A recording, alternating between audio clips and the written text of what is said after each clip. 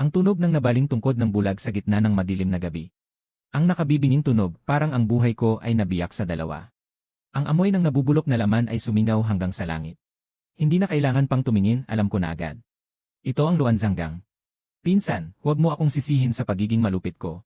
Sa loob ng higit isang taon, nagpalaki ang angkan ng bulag na tulad ko at gumastos pa ng 30 batong espiritu. Dito ka mamamatay. Bigyan ako ng 10 batong espiritu ng pinuno ng angkan. Sabihin mo nga, habang buhay ka, mas may halaga ka ba kaysa patay? 10 batong espiritu lang, at nabili na ang buhay ko. Shenfei, pinsan, may gusto akong pag-usapan sa dati kong buhay. Hindi lang iyan ang halaga ng proyekto. 3 araw na mula nang mapunta ako rito. Ang dati kong katawan ay ang bulag na anak na babae ng sangay ng pamilyang Su. Maaga silang namatay. Mula pagkabata, ginamit na akong parang hayop na pambuhat. Samantalang ako, isang modernong empleyadong puro overtime hanggang sa mamatay. Pagdilat ko ng mga mata, napunta agad ako sa katawang bulag na ito. At isa pang bagay na walang nakakaalam. Kapangyarihan ng paglilinis. Hindi makita ng mga mata. Pero ang pandinig at pakiramdam ko ay nakakatakot na talas. Sa loob ng 30 hakbang, pati langgam na lilipat ng tirahan. Ay naririnig ko pa ang dinaanan nito. Kung sakaling hindi ka pa pala patay. Bumalik ka at kagatin mo ako, ano ngayon? Si bulag ang maghahatid sa iyo sa daan. Sa maputik na lugar na kinahulugan ko. Naramdaman ko na noon pa ang 4 na kumpol. Nang mga hiningang halos mapatay na. Ang pinakamalapit sa akin ay isang maliit na puting halimaw na kasinlaki ng palad. Buong katawan nito ay sugatan. At halos walang tunog ang paghinga. Habang nanginginig akong gumapang paatras sa takot. Palihim kong inilapat ang kamay sa noo ng maliit na puting halimaw. Isang hibla ng kapangyarihan ng paglilinis ang dumaloy. Miyaw. Sige, salakayin mo ang kaliwang hulihang paa niya. Ay. Inakap niya ang paa at gumulong sa putik. Doon, ang ugat ng espiritu ay nilaslas ng malinis ng mga kuko ng isang batang supling. Na parang ginupit ng eksakto. Ikaw na bulag. Hindi ka naman bulag. Ano ka ba talaga? Ano ako? Ako ang pinsang ikaw mismo ang nagtapon sa Luanzanggang, ano ngayon? Nalugi ang bentahan ng 10 batong espiritu. Nang dumampi sa palad ko ang 4 na kumpol ng hininga. Nayanig ang puso ko. Puno ng sugat ang katawan nila. Hindi ordinaryong sugat. Isa itong maitim na maitim. At malamig at maruming enerhiya. Parang putik na nakabara sa mga ugat ng dugo. Unti-unting kinakain ito ang ugat ng kanilang buhay, naiintindihan ko na. Ang lugar na ito ay tinatawag na mundo ng kultibasyon. Pero ang landas ng mga kultibador at tagapagpaamo ng hayop na ito ay bugbugin ang halimaw hanggang mamatay. Kapag napaamo na, huhulihin at ikukulong na parang alipin. Kapag may maruming enerhiya sa katawan, walang nag-asikaso. Habang mas mataas ang antas ng halimaw, mas matindi ang pag-ipon ng maruming enerhiya. Hindi nakapagtatakang ang mga munting ito ay mas pipiliing magtago sa Luanzanggang at hintayin ang kamatayan. Hindi ba ito yung mga boss noong dati kong buhay? Na walang konsensya at puro panggigipit. Sayang, iba lang ang hindi ko kaya. Ang pagkuha ng maruming enerhiya, likas na sa akin yan. Hindi ikukulong, hindi pipigayin. Hindi tatatakan. Inalis ko lang ng kaunti ang itim na putik na yon at nilinis ito. 4 na kaisipan ng sunod-sunod na kusang bumangga sa aking kaluluwa. Hindi alipin. Sila mismo ang may gusto. Parang 4 na sinulid na marahang nakagapos sa buhay ko. Anong klaseng salamangka ito? Ay. Sipa ang halimaw ko. Patayin ang mga tao ko. Wala namang lugi kung sirain ang dantian mo, di ba? Mula sa malayo, sa 4 na sulok at 8 dako. Kasunod ang di mabilang na magugulo at mababangis na. Mga yabag ng kawan ng mga hayop na halos ubos din ang hininga. Sinusundan nila ang amoy ng dugo sa buong lupa. Bakit ka pa matataranta kung papalibutan nila ang Luanzanggang? Noong nakaraang buhay ko, ang pinakasanay ko ay gumawa ng paraan sa bangin. Siguradong hindi ko sila matatalo. Kung tatakbo akong bulag, kanino ako magpapakitang gilas? Kung gayon, isa na lang ang daan. Gawing kliyente ang mga kaaway. Naririnig ko. Ang mga nagkumpulang halimaw na ito ay puno ng maruming enerhiya na parang itim na putik. Mas malala pa ang bara nila kaysa sa 4 kong alaga. Nagwawala sila sa sakit. Kapag may dugo, lalo silang nababaliw. Pero habang mas malala ang sakit, mas lalo nilang kinasasabikan ang gamot. At ako ang tanging lunas sa buong 100 lina ito. Huwag na kayong magtago. Ilabas ninyo ng kaunti ang aura ninyo.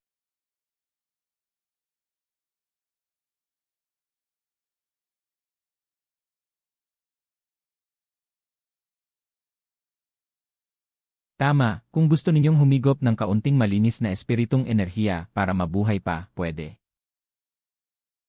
Pero ito ang teritoryo ko. Ako ang nagtatakda ng mga tuntunin. Pagkatapos, ang leader ng kawan ay gumawa ng isang galaw na muntik na akong mapatawa.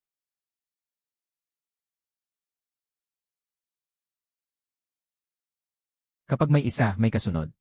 Nang magliwanag ang langit. Sa paanan ko ay nakatambak ang 7 o 8 hayop. At higit 10 core ng halimaw. Noong gabing iyon, ako na bulag at itinakwil na dalaga ay nakaupo sa gitna ng luansanggang na punong-puno ng mababangis na hayop. Wala akong ginawa. Pumasok na ang unang bulto ng kita. Negosyong walang puhunan, arawan ang kita. Ang kliyente pa, may kasamang pasasalamat at utang na loob. Ang karir ng ate sa buhay na ito ay nagsimula mula sa pagbubukas ng tindahan sa luansanggang na ito. May parating. At hindi lang isa. Ay naku, Diyos ko. Tingnan niyo ang banda roon. Paano nabuhay pa ang bulag na yan? Bakit hindi siya kinagat ng mga hayop na ito? Tabi. Anong magagawa ng isang bulag? Siguradong may itinatagong kayamanan sa katawan niya. Kayamanang pangpaamo ng hayop. Pati itong klasikong lohika na naman. Kung gusto mong manood ng palabas. Sige, sasamahan kita sa isang eksena. Huwag niyo akong patayin. Bulag lang ako na pinalayas ng pamilya ko. Maalwan pa pala ang bulag na ito. Sige, sabihin mo. Bakit hindi ka kinagat ng mga hayop? Pulbos na pangpaamo ng hayop. Swerte lang ako. Napulot ko sa patay. Kaunti na lang ang natira. Isa ka lang namang walang silbi, pero mabait naman ang puso ko. Kulang ang tao sa silid ng mga utusan ng sekta. Bulag, sumama ka sa akin pabalik sa Kinyon Sect at magwalis, magpakain ng kabayo. Bibigyan kita ng pagkain. Ang ilang core ng halimaw na ito na ang pasasalamat mo. Kuya Tigre, isama mo ang bulag pauwi. Paano ang tagapamahala? Ano nang ikinatatakot mo, kada quarter, may quota at allowance ang outer sect para sa pagkuha ng mga utusan. Isama mo ang bulag pabalik. Kunin mo rin ang allowance. Hayaan mo siyang magtrabaho. Kapag namatay siya, wala nang magtatanong. Siguradong kita. Lene, kinukuha mo ang core ng halimaw ko. At gusto mo pa akong gawing pangdagdag sa quota mo. Sige, Zuhyu. Itatala ko muna ang utang na ito. Pero, may espiritong enerhiya at mga halamang gamot ang sekta. At may ligtas na kuta. Tamang-tama para sa mata ko at sa alaga ko. Maraming salamat, Kuya Shiksyong. Malaking kabutihan ng Kuya Shiksyong. Sige na, ang malas naman. Itapon mo na yang ilang marurumi mong maliliit na hayop. Huwag mo silang papasukin sa sekta. Makakatulong sila sa akin para mahanap ang daan. Kapag wala sila, hindi makakaraos ang bulag. Kung mamatay ka, huwag mo akong isisi. Si Sutang, tama. Ilipat siya sa Duzhang Phoebe. Bantayan niya ang silid ng mga basurang gamot. Lilipas na bukas. Duzhang Phoebe. Ang mga utusang napupunta roon. Wala ni isa ang nabuhay ng 3 buwan. Diyan ka na, pumasok ka ng mag-isa. Kung mamatay ka roon, walang mag-aayos ng bangkay mo. Sandali, parang mali ang amoy. Sa iba, laso ng amoy niyan. Pero sa pakiramdam ko, sa ilalim ng miasma sa kabundukang ito, may bugso ng espiritual na enerhiya ng ugat ng lupa na halos mabaliw ang lakas. Ay! Wow! Nababarahan lang ang espiritual na enerhiya sa ilalim ng lupa at di makalabas. Naburo ng matagal kaya nabulok at umasim. Kaya naging lasong miasma. Kagaya lang ng sakit ng maruming ki sa katawan ng 4 kong alaga. Kaya hindi ito basta-bastang lupang wasak. Isa itong spirit mine na walang gustong magbukas. Isang kayamanang tinalikuran ng buong sekta. Simulan na. Munting Suanwu, sa iyo ang maruming ki ng kaburulan. Buksan mo at higupin mo lahat. Parang buffet lang. Munting Suzaku, sa iyo ang init ng apoy. Patuyuin mo ng husto ang lupang punong-puno ng lason mula sa mga bangkay. Noong nakaraang buhay, nagsiksikan ako sa subway hanggang mamatay ng biglaan pero wala pa rin akong sariling bahay. Sa buhay na ito, may bundok na ako, may lupa pa, at may mga alaga na.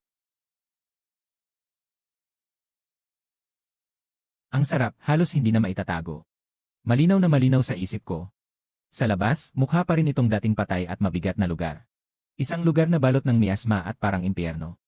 Pero sa loob, akin ang paraisong ito. Tahimik lang pero kumikita. Unahin ko munang pagalingin ang mata ko. Palalakihin ko muna ang mga alaga ko. Ang iba, dahan-dahan na lang. 30 hakbang mula sa labas ng formation. May dumating na tao. Palihim ang mga yabag. Tauhan iyon ni Zuhyu. Malamang sinugo siya para tingnan kung patay na ako. Para makabalik sila at magpatuloy sa pagkuha ng sweldo ng walang ginagawa. Ha, bakit may amoy ng espiritual na gamot sa lugar na ito? At ang tapang pa ng amoy.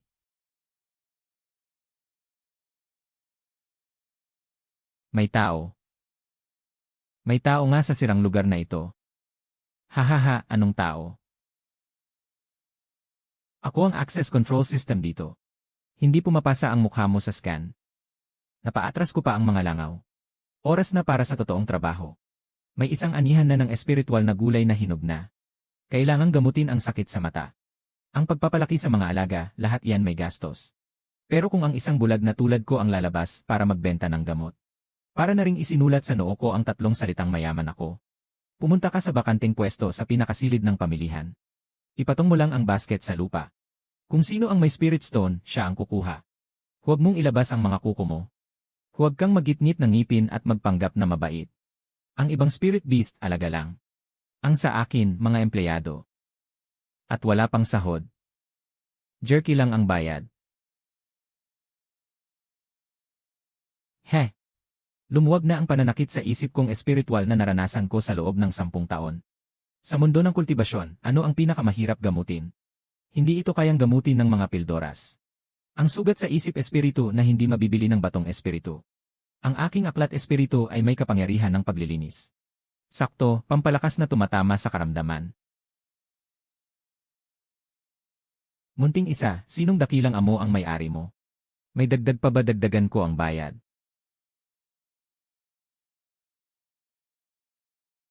Sa dati kong buhay, alipin ako ng opisina. Hindi kasing bango ng pagpasok ng sahod sa katapusan ng buwan. Pumasok na ang unang malaking kita.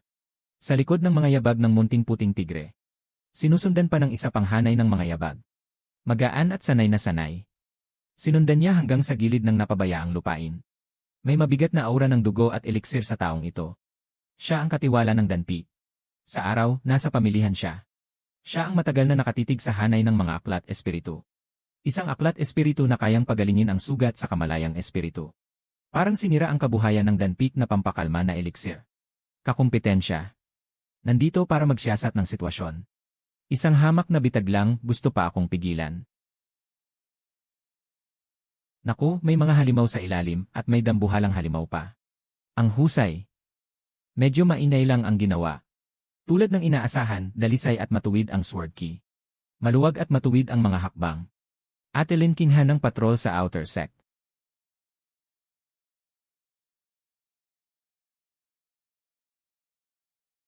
Narinig kong natigilan ang paghinga niya. Ikaw ang bagong utusang si Sutang. May sabi-sabi sa labas na may mga halimaw na nagkakalat dito. 8. Walang halimaw. Ako lang at sila. May gustong pumasok kanina para agawin ang pananim ko. Ilang beses silang umingay. Hindi ako nagsisinungaling ha. Totoo, ilang beses nang umungol ang dragon. Sa napipinsalang lupang ito na puno ng lasong hamog. Paano magkakaroon ng espirit na taniman dito? Ang mga binhing ito. Isinugal ko ang buhay ko para makuha ang mga yan. Halos mamatay ako sa luwansanggang. Nakapulot lang ako ng ilang buto at nailabas na. Hindi ko makita. Sila ang tumulong sa akin magbungkal at pantayin ang dilig. Nagkaisa kami at nag-akitan, kaya kami nabuhay. Kalahating totoo, binalutan ng isang patong na lupa. Ang pinakamagandang kasinungalingan. Naririnig ko ang pag-alon ng kanyang dugo at hininga. Naniwala siya at nag-init ang ulo. Itinapon ka ni Zuhu sa ganitong lugar. Inaapi ang mga baguhan. Nagkakaltas ng mga supply. Hindi ito ang unang beses. Ang espirit na kabuti mo, tikim ako ng isang hiwa. Kung talagang may himalang bisa. Sa susunod, hindi na kailangang ipagsapalaran ng munting hayop ang pagtitinda. Ako na ang magbebenta para sa iyo sa pamilihan. Ako ang bahala sa presyo. Walang magtatangkang pumiga ng presyo. Ay, may kusang dumating pang direktor ng distribusyon sa pintuan ko. Sa labis na pasasalamat, namula pati ang gilid ng mga mata ko. 3% lang ang arte. 70% ang totoo. Sa loob ng sekta na ito, na handang magsalita ng patas para sa isang bulag na utusan. Siya ang unang ganoon. Tandaan mo ang amoy ni ate na ito. May protector na tayo sa sekta. Pagkalipas ng kalahating buwan, pagsubok sa Wanshi Valley, ang bukal na espiritual sa ilalim ng lambak tuwing 10 taon, ay bumubuo ng isang patak ng espirit na likido ng mata ng langit. Panggamot talaga sa sakit sa mata. Kahit likas na pagkabulad, may 50% ring tsansa. Sapat na ang 50%. Sa dati kong buhay, proyekto ang hawak ko. Kahit 30% lang ang tsansa, kaya kong pumirma ng matigas na pangako. Pero, bukas lang ang pagsubok para sa mga disipulong nasa top 100 ng outer sect. Utusan ka na ngayon. Nipla ka ng disipulo, wala ka. Iisa lang ang daang nasa harap. Hindi na pwedeng magpaka-low profile. Kung gusto mo ng pangalan, kailangan mo ng pagkatao. Kung gusto mo ng pagkatao, kailangan mo ng record sa laban. Pero kapag ipinakita ko ang tunay kong galing, kapag nalaman ni na Zuhu at Danfeng, susugod ang napakaraming matang nakatutok. Lalo na itong 4 naming alaga. Kapag may nakakilala na isa pala itong sinaunang banal na halimaw, hindi lang iyan magiging problema. Isa yang malubhang kapahamakan. Kaya kailangan silang ibaba ng antas. Sa susunod na kalahating buwan, pasensya na kayo. Parang ikinakabit mo ang 4 na top spec na race car sa balat ng isang maliit na tricycle. Magtiis muna at magpanggap na baboy na kumakain ng tigre. Habang mas kapani-paniwala ang pagpapanggap na baboy, mas masakit ang kagat ng tigre. Hintayin mo ang araw na hindi mo na kailangang magpanggap. Ate, hahayaan ko kayong bumulong sa ibabaw ng ulo ng lahat. Hintayin niyo lang na gumaling ang mga mata ko. Sa mundong ito ng mga immortal, gagamitin ko ang sarili kong mga mata. Paisa-isa kong titingnan ang lahat. Sa loob ng kalahating buwan, bahagya nang nagbago ang daloy ng dugo. Ang peke nitong anyo na 4 ang paa ay parang kasuotang langit, walang tahi. Nandito rin ang kapangyarihan ko sa pagpupuripika. Sa paulit-ulit na pag-ikot, mas lalo itong nagiging dalisay. Lahat ay nakahanda na. Para sa unang yabag na yon, kabisado ko si Zuhyu. Uy! Narinig ko na hindi lang ako namatay. Kumita pa ako. Hindi na ako mapakali. Saktong-sakto ang dating. Worried lang ako na wala akong mapaglalagyan ng mga accomplishment ko.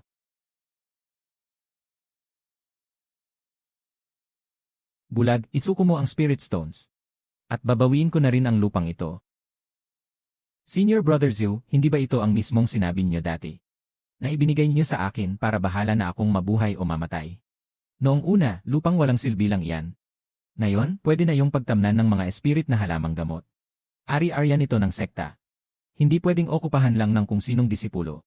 Iyan lumabas ka na kung marunong kang makiramdam. Kung hindi, huwag mo akong sisihin. Wala si Lin Qinghan. Walang saksi sa paligid. Talagang hinayaan niyang mapatay ako ng lobo. Ang B-string ay humigpit at bumaon sa laman. Ang tatak ng kamalayang espiritual ay sablay pero mabagsik. Hindi mabangis ang lobong ito. Nabibaliw lang ito sa sakit. Zuhyu, ang lakas mo sa laban. Lahat iyan, mga sugat na ikaw mismo ang nagdulot.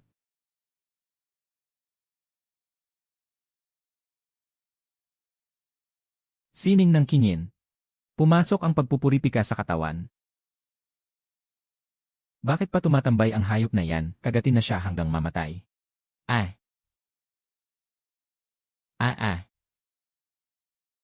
Hindi ganyan kasama kahit ang sigaw ng kinakatay na baboy. Hindi ako ang nananakit sa'yo. Masyado nang naipon ang mga reklamo ng mga gumagamit sa sarili mong spirit beast. Ngayon ang sabayang feedback. Papatayin kita.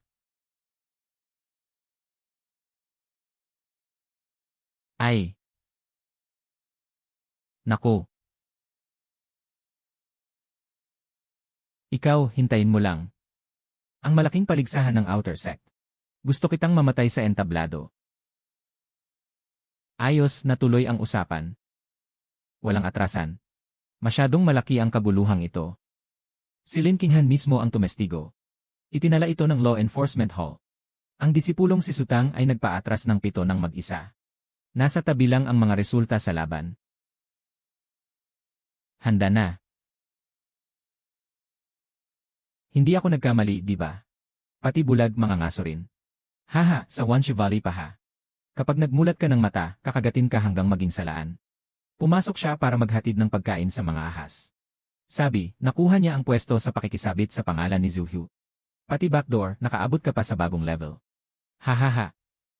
Tawa ka lang ng tawa. Kapag nakita na natin ang tunay na anyo sa loob ng lambak. Sana kaya pa ninyong i-manage ang mga mukha nyo. Kahit kalahati man lang ng ganda ngayon. Ang pulbos na iyan, mabababang uri lang ng ahas ang kaya nitong itaboy. Sa halip, lalo nitong ikinagalit ang buong kawan ng mga ahas. Ang dragon ang ninuno ng lahat ng espiritong nilalang. Sa harap ng mga ahas. Ang alaga ko ang mismong ninuno nila na personal na dumalaw para mag-inspeksyon. At may mga tao pang may koneksyon sa kanila na kusang nag-aabot ng alay. Sige, itinatala ko na ang ugali mo. Bumalik ka na at kumuha ng Jade Spirit. Sapat na yon. Aba. Pababa ka ng pababa sa lambak. Mas lalong sumisiksik ang espiritong enerhiya. Nasa pinakamalalim na bahagi ang espiritong likido ng himpapawid. Mula sa harap, may maririnig na matinding bakbakan. Malinaw sana ang sword key, pero nagkagulo na. Sumiklab ang dugo at key. Kasabay ng mabigat na amoy ng dugo at laman. Si Lin Qinghan yon. May kung ano na bumalot sa kanya. Malubha ang tama niya. At ang aura na pumapalibot sa kanya ay napakadilim at magulong magalit. Isa yung mataas na antas na demonyong ahas na malapit ng magbuo ng pil. Ang sword key ni Lin Qinghan ay wasak na ang depensa nito. Ang dugo at key ay umaapaw na parang sirang sisidlan. At dumadaloy palabas ng lagaslas. Junior Sister Su, bilis, umalis ka na. Nababaliw na ang ahas na ito. Hindi ito marunong makinig sa katwiran. Ate, tanggap ko na ang good person card mo. Pero hindi baliw ang ahas na ito, may sakit ito. Naririnig ko ng malinaw ang aura sa loob ng katawan ng demonyong ahas. May isang bungkos ng espiritong enerhiya na magulo sa dantian. Naipit ang pagbuo ng pil sa gitna. May halong pamilyar na malabungin na aura. Ang demonyong damo. Nakain niya ng di sinasadya ang demonyong damo. Bigong magbuo ng pil. Sakit na parang sasabog na. Kaya binabantayan nito ang espiritong likido at ayaw palapitin ang kahit sino. Iyon na ang huling pag-asa nito para mabuhay. Ate, pahiram naman ng kaunting insenso. Ate, parang tambol ang bilis ng tibok ng puso mo. Hula ko, iniisip mo na kung paano mo ililibing ang bangkay ko. Nabigo kang magbuo ng pil. Hindi yan problema sa talento. Kundi sa halamang nilunok mo 3 buwan na ang nakalipas. May malabong aura ang halamang iyon. Nabarahan ang landas ng pagbuo mo ng pil. Masakit man, tutulungan kitang bunutin yon. Maniwala ka man o hindi, nasayo. Ha? Hindi yan ayon sa karaniwang lohika ng pag-aalaga ng hayop. Ate, iyang diskarte niyo sa bistring at pagpapaamo. Ang common sense mismo ang pinakamalaking kabalintunaan. Matagal din akong naghintay. Iyan na yon. Matagal na akong napadpad dito. Sa unang pagkakataon, malinaw kong nakita ang mundong ito. Sa pinakailalim ng balon, may sinag ng gintong liwanag. Ate, ang mga mata mo. Gumaling na. Ate, marami pang mapagkukunan sa ilalim ng lambak. Kapag nadaanan mo, huwag mo itong palampasin. Unang-una, ibalik ang paningin. Pagbubunot.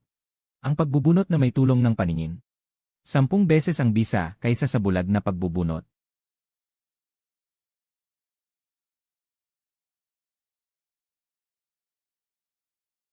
Hindi mangahas pumasok sa lambak. Dumapa sa bungad para mangagaw sa mga kapwa-disipulong may kargang marami. Ang mga mabubuting tao, sayang at hindi nagiging tulisan sa bundok. Hoy, ang tigas talaga ng buhay. Kilalanin mo na lang ako at iwan mo na ang storage bag. Ang mga mata mo. Nakikita mo na. Kaya sa pagkakataong ito, hindi na kailangang kumilos ng alaga ko. Lene. You. Ang pagnanakaw ay may matrikula. Ninakaw mo ang demon core ko noon.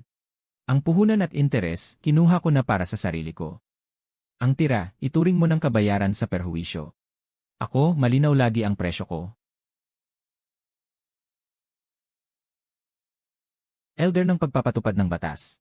Kayo po ang maglapat ng hustisya para sa amin. Sinaktan kami ng 1 bulag. Napatumba kami sa 3 galaw lang. May gana ka pang magsumbong sa otoridad. Umuwi ka at magsara ng pinto para magnilay sa mga nagawa mo. Interesante tong babaeng ito. Bagong usbong pa lang ang baguhan. Dumating na ang bisita. Mas marahas pa ito kaysa delivery ang paraan ng pagpapakain na ito. Ang eksakto ng huli mo. Parang may sumusubok sa akin kung paano paamuin ang mga hayop. CJ, papakita ko sa inyo ang totoong galing.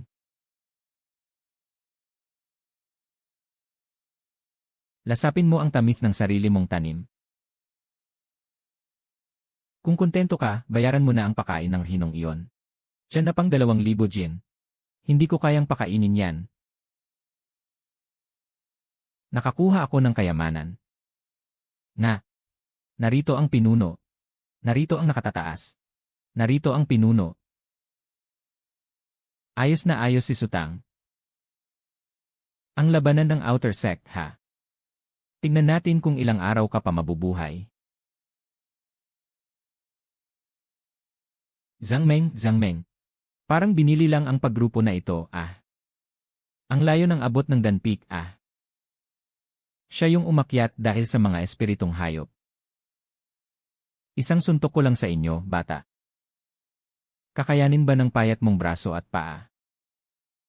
Hindi kakayanin. Kaya hindi ko sasalo. Tumpak. Hindi niya kasalanang matalo. Sisiin mo ang sumabog na elixir. Hindi nasala ng maayos ang latak ng elixir. Naiipon ang laso ng elixir sa ilalim ng tadyang. Ang lakas ng loob nilang ibenta ang ganitong elixir. Mga kasama, maghanda kayo pag bumibili ng gamot na elixir. Noong huli, siningil mo pa ako hanggang sa mga ugat ng espiritong damo at latak ng lasong elixir. Singilin muna kita ng interes. Si Zhao ko ng isa lang sa susunod na laban. Bubugin niyo ng todo. Walang ititira kahit isa sa mga alaga niyang hayop. Sutang.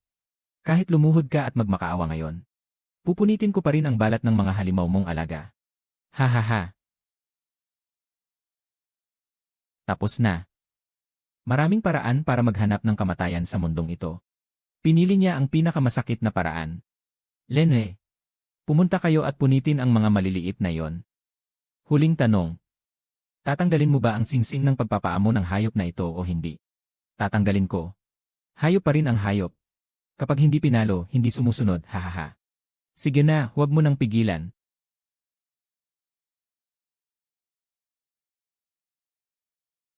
Hindi, imposibleng makabangon. Bumangon ka.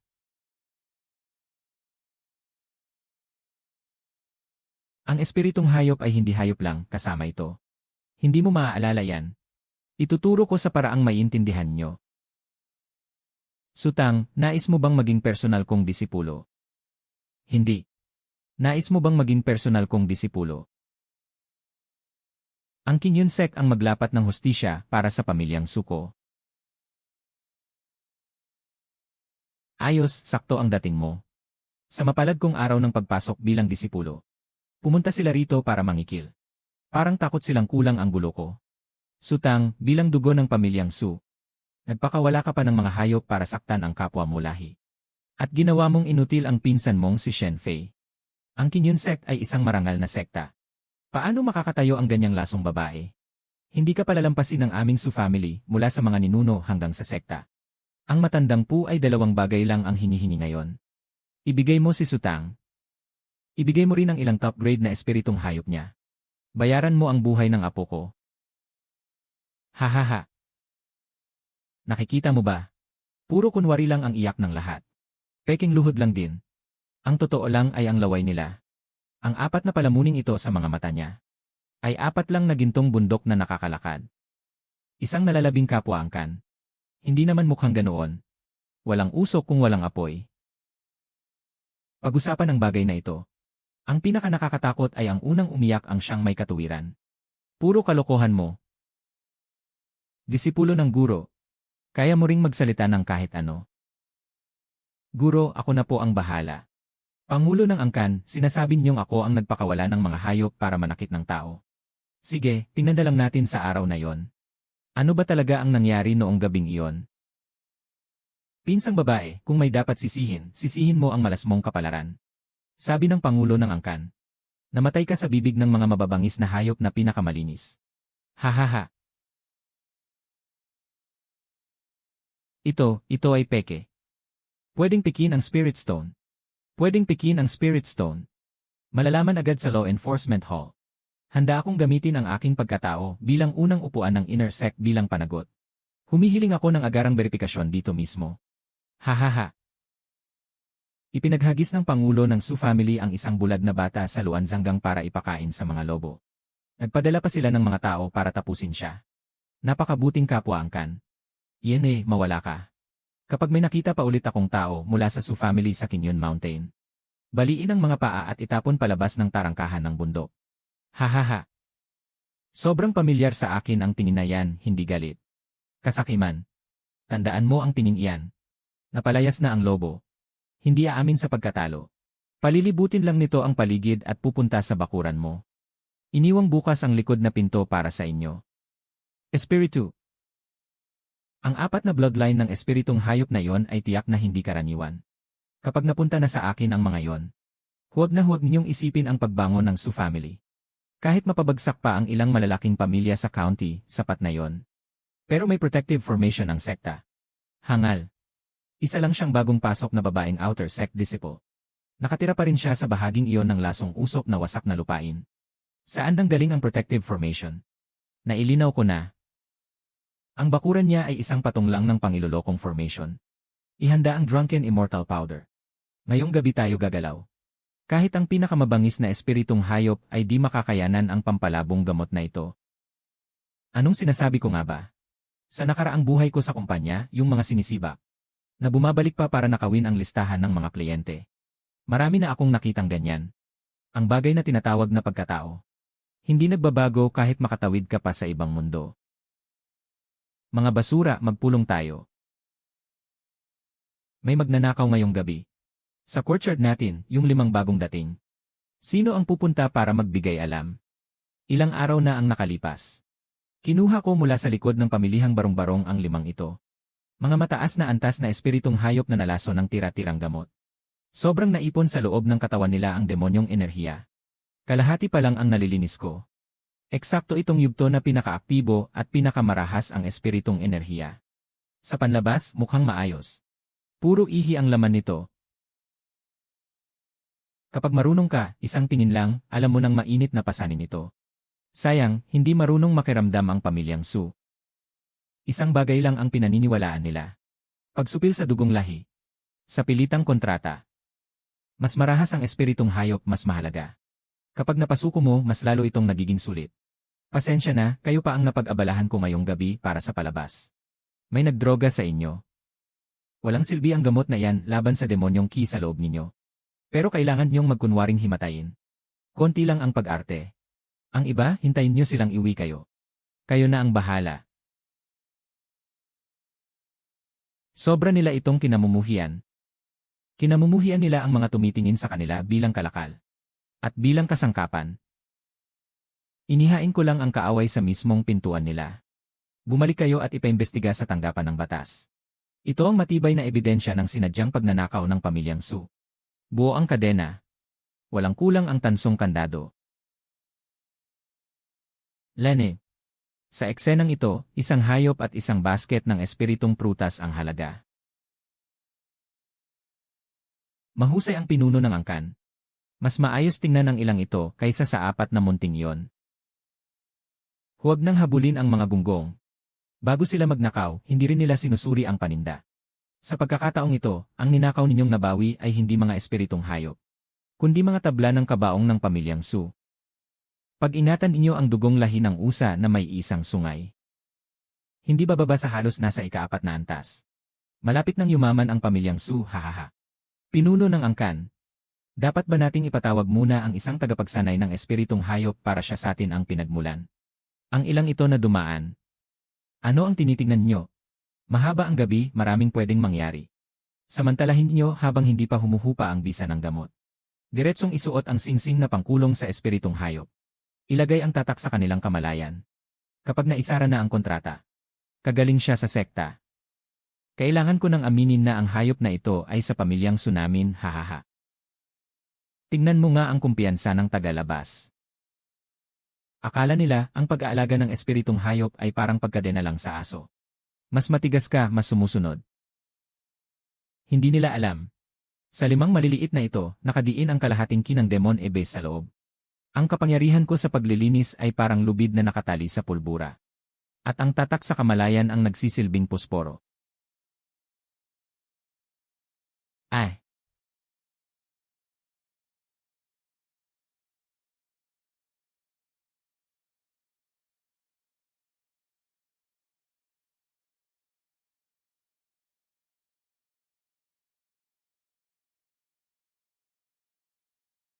Napakahirap ng sitwasyon. Talagang matibay ang samahan ng angkan nila sa araw-araw. Mas mabilis pang mabasag kaysa sa bandila ng hanay. Nanumpa ako. Sa buhay na ito, kahit isang daliri, hindi ko hahawakan ang pamilyang Su. Sinabi ko na gagawin ko. Kakagatin ko sila. Iyon ang sarili nilang daan ng yaman na inagaw nila pabalik. Ang sumiklab ay ang tatak na sila mismo ang nagdiin. Injury dahil sa trabaho. Kakagatin ko sila. Iyon ang sarili nilang daan ng yaman na inagaw nila pabalik. Ang sumiklab ay ang tatak na sila mismo ang nagdiin. He! Ano ba ang tawag dito? Injury dahil sa trabaho. Ay! Ang lakas ng loob ng pamilyang Su.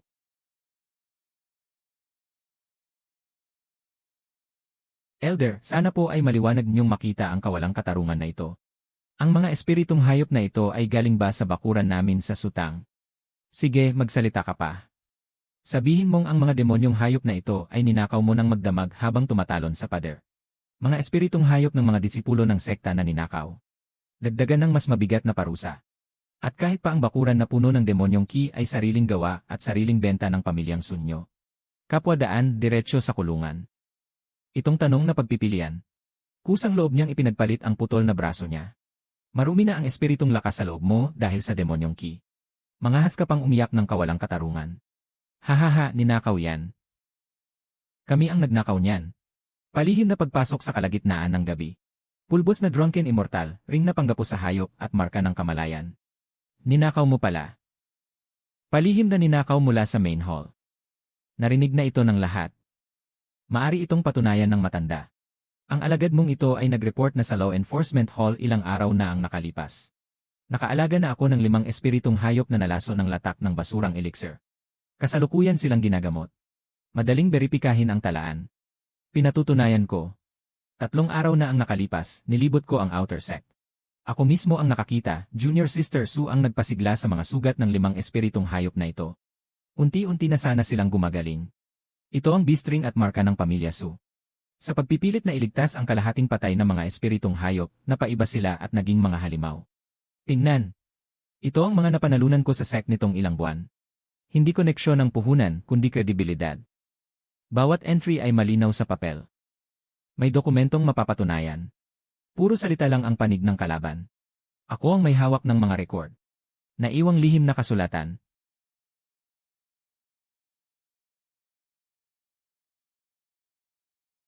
Kilala ko yan. Bulag na tungkod na gawa sa daang taong espiritong kahoy. Ang orihinal na may-ari ay hinahaplos lang iyon ng isang daliri at sanay na sanay na. Sa dilim, yan lang ang inaasahan niya. Ang nakaukit na pangalan na inagaw at binura ni Su Wanshan. Papalitan niya ng sarili niyang pangalan para umangkin ng merito. Ngayon ay nababad na ito sa buong bakuran ng demonic Ki. Naging isang basurang kahoy na wala nang may gusto. Nakita mo na ba, dalaga? Ang taong kumuha ng tungkod mo. Ngayon pati ang karapatang tumayo at maglakad ay wala na sayo. Ang hustisyang hindi mo naabot. Ako na ang nag-ayos para sayo. Kasama na pati ang dagdag na benepisyo. Wala nang mangyari, umuwi ka na lang at magtanim. Guro, gusto kong magtayo ng pwesto sa palengke. Sandali. Guro, bakit hindi na sumasakit ang lumang sugat sa balikat mo na 30 taon na? Nakatulong din ang Spirit Hub na mabuksan ang bara sa iyong espiritong mga ugat. Kaya tingin mo, dapat na bang buksan ang pwesto na ito? Bukas na, bubuksan na. Sa pwesto, ako na ang bahala. Ang pleke, ako na ang magsusulat, hahaha. Tingnan mo ito, produkto itong marunong magsalita para sa sarili. Noong nakaraang buhay, gumagawa ako ng mga proposal sa kumpanya. 3 oras na ide. Mas mabuti pang subukan mismo ng boss sa loob ng 3 minuto. Sa mundo ng kultibasyon, ganoon din. Kaysa pudpudin mo pa ang bibig mo sa kakasalita. Mas mabuti pang isang kagat na lang ng espiritong kamote sa sikmura. Neo. Immortal, may nakabara sa loob ng katawan ko, at ang elixir na naipon sa loob ng 20 taon ay biglang bumukas. Sino ba sa mundo ng kultibasyon ang hindi pa nakainom ng elixir? Ang mga elixir na inilalabas ni Danfeng nitong mga taon. Sa 10 piraso, 3 ang kulang sa apoy. Lampas sa pamantayan ang mga halong dumi. Kapag kinain mo noon, agad itong umepekto. Pero ang laso ng elixir ay unti-unting naiipon sa mga espiritong ugat. Parang namuong dugo sa tubo. Mas lalo itong kumakapal. Lahat meron yan. Walang nakakaiwas. Ang akin namang espiritong sentro ay nilinis at binuhusan ng kapangyarihan ng pagdalisay. Wala nang iba pang abilidad. Ang pag-alis ng lason ay minana pa sa mga ninuno. Hindi ko na nga kailangang mag-advertise. Sa mundo ng kultibasyon, ang pinakakulang ay mga may sakit. Ang pinakakulang ay bisa ng lunas. Kahit nakapikit, mas mahusay pa ako kaysa kanino man. Sa negosyong ito, talo ka na agad kung nakapikit ka lang. At sa totoo lang, noong nakapikit pa ako, mas malakas pa ako kaysa kanino man.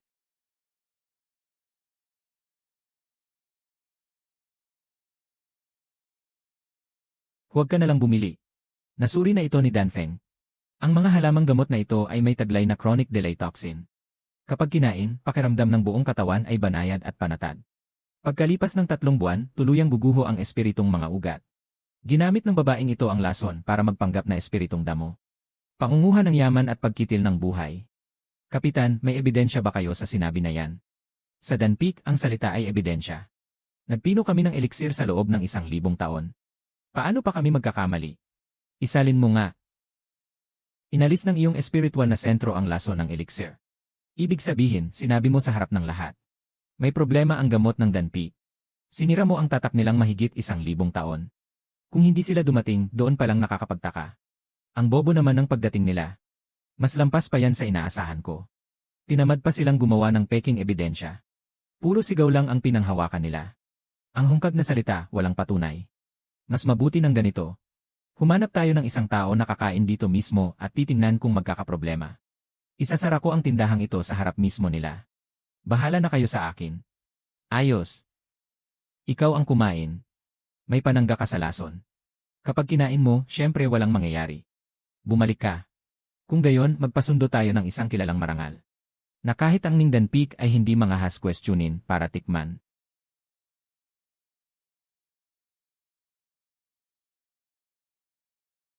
Ay. Ang Supreme Elder. Ang pinakamatandang ninuno ng sekta. At siya rin ang may pinakamabigat na naipong laso ng elixir sa buong sekta. Ang taong ilang dekada nang pinahihirapan ng gamot ng Danpik. Ay.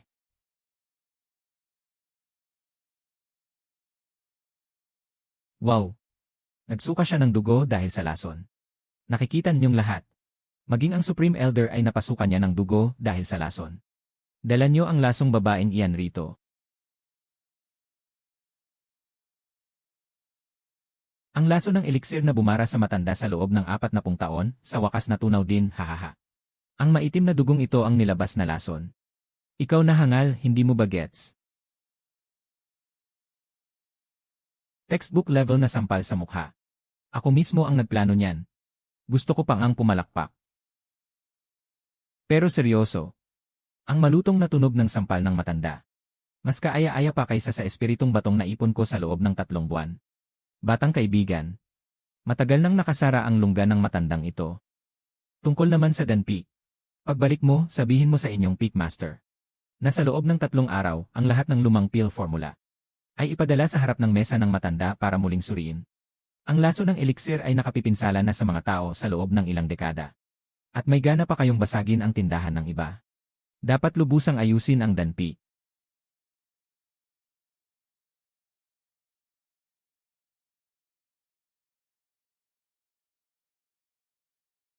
Hindi ako gagalaw sa monopolyo ng gamot ng Danpik. Ang akin ay ang kabuhayan ng mga spirit beast. Dati, wala naman talagang merkadong ganito. Sa mundo ng kultibasyon, itinuturing na gamit lang ang mga spirit beast. At anong gamit ang bagay sa custom na kainan? Pero kapag may isang nakatuklas, ang lakas ng pakikipaglaban ng mga espiritong hayop na pinapakain ng maayos ay dodoble. Ang mga natitira ay mag-agawan hanggang sa magbasag ng ulo. Hindi ako nang agaw ng negosyo. Nagbubukas lang ako ng panibagong larangan.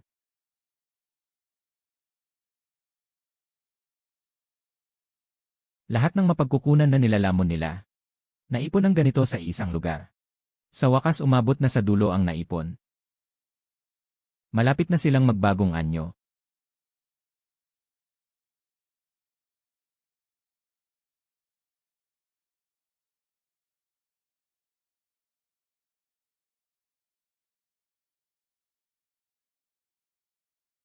Tapos na.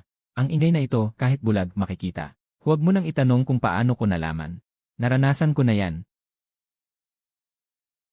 Junior Sister Sue, nasusunog ang bahay mo. Ayos lang, nagluluto lang ako ng pakain. Medyo sobra lang ang apoy. Ay!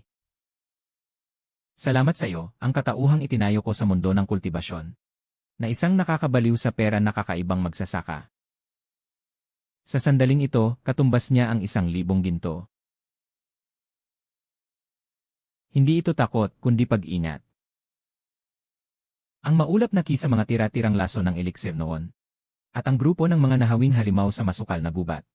Ang demonic key na sumabog sa bakuran ng pamilya Su. Hindi pala magkakahiwalay ang mga yon. Sila pala ang mga unang pahiwatig ng parehong malubhang sakit. Sa nakaraang buhay ko, nanood ako ng isang dokumentaryo. Tungkol iyon sa isang sinaunang virus sa ilalim ng yelo. Pinapagyelo pa ito ng 1 pulgada. Kapag bahagya itong nagising. Bago pa makareact ang mga tao. Huli na. Ang mundo ng kultibasyon ngayon ay parang tipak ng yelo na yan. Abala ang lahat sa paghabol sa mga mapagkukunan. Pag-agawan ng yaman, labanan ng mga sekta, at magpino ng mga elixir para kumita. Walang yumuyuko para silipin ang nasa ilalim. Ang bagay na kasalukuyang natutunaw. Paano ako magsusumbong sa mga nakatataas ng sekta? Sa mga nakakataas sa sekta. May puso ng 1,000 taon na demonic key sa ilalim ng lupa na kumakabog. Ano ang ebidensya niyan, dahil lang basa na panaginipan ng dragon ko ang bangungot? Mas mabuting umasa sa sarili kaysa umasa sa iba. Bago pa dumating ang malawakang sakuna. Kailangan ko ng 1 kuta na ganap na ligtas. Dapat sapat ang spiritual key. Dapat malaki ang lugar. At dapat mapanganib ang lupain. Mas mabuti kung walang makikipag-agawan sa akin. Kayang kumasya ang 4 kong banal na nilalang. Kayang kasyahin ang mga bukirin kong espiritual. At kayang tanggapin ang lahat ng espiritual na hayop na wala nang matatakbuhan sa hinaharap. Guro, gusto kong akuin ang Yonshu Mountain Range. At magtayo ng Lingshu Garden. Pero lugar iyon na kahit ang mga nasa Golden Core Stage ay hindi nangahas pasukin ng malalim. Nababaliw ka na ba sa Yonshu Mountain Range? Punong-puno ng mababangis na hayop. At laganap ang malabong usok ng lason. 300 taon na ang nakalipas, may 1 buong pangkat ang sekta na nasira roon. Kasama pa ang 1 Golden Core Inspection Team sa loob. Anong gagawin mo roon, magtatanim ba? Kayang kagatin ng mga hayop doon pati asarol kasama ang tao. Kaya mura lang iyon. 1 lugar na walang may gusto. Makakakuha pa ang sekta ng libreng bayad sa kontrata. Bakit hindi? Kung may mangyari, ako ang sasagot. May pirma akong kasulatan. Ay! Ikaw na bata ka. Hindi ako gumagawa ng mga bagay na wala akong kasiguruhan. Sige na nga, tutulungan ka na ng matandang ito gumawa ng kahilingan. Pero dapat buhay kang bumalik. Salamat, matanda. Mas mahalaga ang linyang buhay kang bumalik kaysa sa kahilingan. Pakiusap. Iyan ang sabi ko. Hindi ko ginagawa ang mga bagay na wala akong tiwala. Bakit ba ganoon kabangis ang mga hayop sa Yonshu Mountain Range? Punong-puno ng mabahong usok. Araw-araw silang sumasakit ang ulo at nagwawala sa mga tao. Paano hindi mababaliw iyon? Ang 4 divine beasts ay mga hari na nakaukit sa kanilang mga buto. At sa mundo ng dugo at lahi. Ang 4 divine beasts ay mga hari na nakaukit sa kanilang mga buto. Dumating na ang hari. At may dalang gamot pa sa sakit. Hindi na kailangang bugbugin ang kwardong ito. Uhuhu. Mula ngayon, tatawagin itong Lingshu Garden. Walang pang-aalipin, walang pangkulong, walang tatak. Sabay-sabay nating sundin ang mga alituntunin at mamuhay ng maayos. Ang gustong manatili, manatili. Ang gustong umalis, umalis. Gumamit ang mundo ng kultibasyon ng beast ring sa loob ng 10,000 taon. Pinatunayan ko sa loob lang ng 3 araw na basura yon. Parang kombinasyon ng kapital, politika, padrino, at imperyo ng negosyo. Ngayon idagdag mo pa ang 1 buong bundok ng yelo.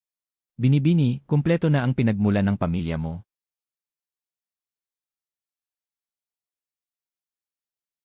Natagpuan ko na ang ugat ng pagkabaliw ng buong bundok. Ang labasan ng enerhiya ng puso sa kailaliman ng ugat ng lupa. Iyan ang pamalit sa iba. Sa sandaling ito dapat akong tumakbo pabalik sa sekta para magulat. Tapos hihilahin ito ng mga nakakataas ng 3 buwan. Sa huli, magpapadala sila ng pangkat ng investigasyon para siya sa atin. Pero hindi ako makapaghintay ng ganoon katagal. Hindi pwedeng matabunan ang usaping ito sa loob lang ng isang araw. Ang Lingshu Garden ko ay itinayo. Sa ibabaw ng Pasong Fire Mountain. Kaya ako na mismo ang nag-seal nito. Ang kinglong ay para sa kahoy. Ang baihu ay para sa metal. Ang suzaku ay para sa apoy. Ang tsuanwu ay para sa tubig.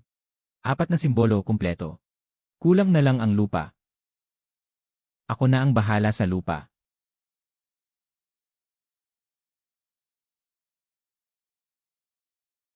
Naiintindihan na ba ninyo mga kasama? Hindi kalaban ang demonic energy. Isa itong nadumihang espiritong enerhiya. Parang tubig lang, kahit marumi, tubig pa rin ang pinagmulan nito. Sa mundo ng kultibasyon, 10,000 taon ng 2 galaw lang ang alam. Kapag hindi kaya, asil. Kapag hindi masil, tumakas. Walang nakaisip ng ikatlong paraan. Linisin, recycle, at gamitin muli. Hindi ito formation. Isa itong purification plant na itinayo sa ibabaw ng bangin. 300 taon nang nagkultiba ang matandang ito. Sa isang tingin, parang ganito nga ang hitsura ng Immortal Realm. Binili ng Lingxiao Pavilion ang lugar na ito sa halagang 100,000 spirit stones. Sa loob ng 3 araw, kalasin at umalis. Heto na sila. Ang lumang batas ng mundo ng kultibasyon. Ikaw ang nagtatanim ng puno, siya ang pumipitas ng bunga. Ikaw ang nagtatayo ng hardin, siya ang kumakamkam ng gusali. Sayang naman, mga nauna. Malamang ay hindi nyo pa alam. Kung anong klaseng mga aso ang nagbabantay sa hardin na ito. Isa lang naman iyang disipulo ng Kinyon sect. Pero naglalakas loob pang ang kinin ang ganitong kayamanang lugar. At humihingi pa ng 100,000 sa Lingxiao Pavilion. Ginagawa pa nilang parang pangkatay na alaga ang mga spirit beast at pinapainom ng hormone. Talagang hindi nagpahuli ang Lingxiao Pavilion bilang unang malaking sekta. Kahit gumagawa ng kasamaan, ang laki pa rin ng pera. Sa mga mata ng mga hayop na ito, saan naman naroon ang bangis? Puro sakit lang ang dala nila. Nagpapanggapang bingi ang maliit na loko. Meng ang apelyido ng matandang ito. Ang punong tagapagpatupad ng Lingxiao Pavilion. Ang 100,000 spirit stones ay pambigay galang sa Kinyon sect. Pumirma ka na lang sa land deed kung marunong ka. Pwede ka pang bigyan ng Lingxiao Pavilion ng posisyon bilang outer sect steward. Bakit pa niya kailangang makipag-usap ng walang kwenta sa kanya, senior brother? Isa lang namang nagtatanim ng gulay. Baka hindi pa niya nakita kung ano ang itsura ng 100,000 spirit stones. Talagang pamilyar na pamilyar ang istorya. Ang bulag, hindi nakikilala ang mabuti at masama. Sayang lang kung ibibigay sa kanya. Hindi nagbago kailanman ang lohika ng mga magnanakaw sa mundong ito. Kapag nagustuhan ko, akin na yon. Kung hindi mo ibibigay, ibig sabihin ay hindi mo pinapahalagahan ang kabutihan.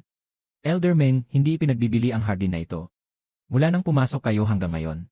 Sinira na ninyo ang 3 ektarya kong spirit vegetables. At winasak ang 7 pugad ng itlog ng spirit birds ko. Magbayad kayo ng 3,000 spirit stones ayon sa patakaran ng hardin. Ngayon magbayad ka sa akin, at pwede ko nang ituring na hindi kayo dumaan dito. Hahaha, pabayaan mong magbayad ang matanda. Maliit na loko, alam mo ba kung anong sekta ang winasak ng Lingxiao Pavilion? Mas marami pa kaysa sa mga spirit beast na nakita mo. Turuan niyo siyang mamulat. Ang paningin niya.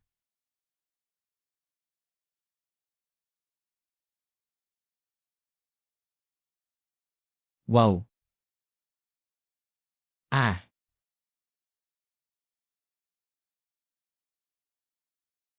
Illusion art. Ah! Hindi masama ang Earth Grade Magic Treasure. Sadyang medyo tanga lang ang may-ari. Sa hardin ko. Sa formation ko.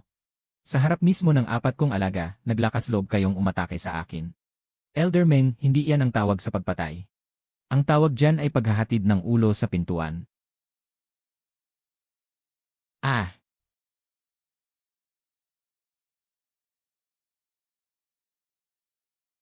Ah!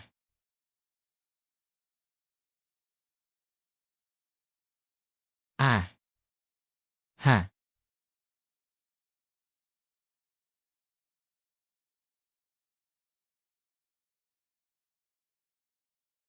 Elder Meng, ngayon. Pag-usapan natin ang danyos. Nangahas ba kayong galawin ang Lingxiao Pavilion? Hindi ko balak galawin kayo. Balak kong makipag-usap ng maayos sa inyo. Sinipa ang spirit tree sa unang pagkakataon. Ginulo ang spirit birds. Pumasok ng walang pahintulot sa pribadong ari-arian. Nananakit sa harap ng lahat. Ilista at parusahan silang lahat. Magbayad kayo ng 800,000 spirit stones. Kung kulang ang dala ninyo, walang problema. Pirmahan na lang ang utang. Napakalaki ng Lingxiao Pavilion, kaya pa nilang magbayad. Patayin sila. Darating ang Lingxiao Pavilion bukas ng maaga para maghiganti. Ano ba ang pakay ko? Panatilihin silang buhay. Gawin mong utang sa akin ang buong unang sekta. At ipapa-fingerprint pa sila sa kasulatan ng pag-amin. Ito ang tunay na paraan para saktan ang isang. Dambuhalang nilalang hanggang sa buto. Ang sampal na walang dugo lang ang tunay na sampal. Pangalawa, isulat mo ng buo at eksakto ang nangyari ngayon. Sino ang nag-utos? Paano kayo nang ahas pumasok ng sapilitan? Bakit kayo ang unang nanakit? Bawal baguhin kahit isang salita. Pagkatapos mong isulat, pirmahan at i-handprint mo. Mas gugustuhin ko pang mamatay. Makalipas ang kalahating oras.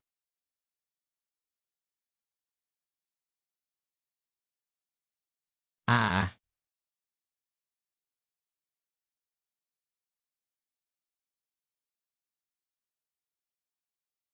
Panginoong Su, sana po ay mapagbigyan niyo kami. Tingnan mo, ito ang mundo ng kultibasyon. Noong maayos kang makipag-usap, walang nakikinig. Itinambay mo pa ang kanilang leader sa harap ng pinto. Ngayon, lahat marunong nang makipag-usap ng makatwiran. Hindi ako ang sumira sa mundo. Ang mundong ito, iisang uri lang ng wika ang kinikilala. Pagkatapos ng laban na ito, ang 4 na salitang banal na lupain ng 10,000 hayop ay mula sa chismis naging batas na bakal. Wala nang maglalakas loob na galawin ang mga spirit beast.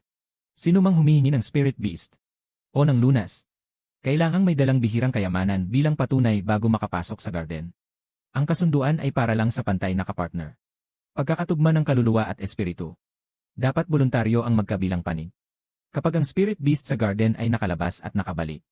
Kung mapatunayang nakaranas sila ng pang-aabuso at balik-sakit, ang spirit beast ang kusang babalik. At sila rin ang sasagot sa lahat ng gastos. Nabaliw ka na ba, nakipagpantay ka pa sa mga hayop?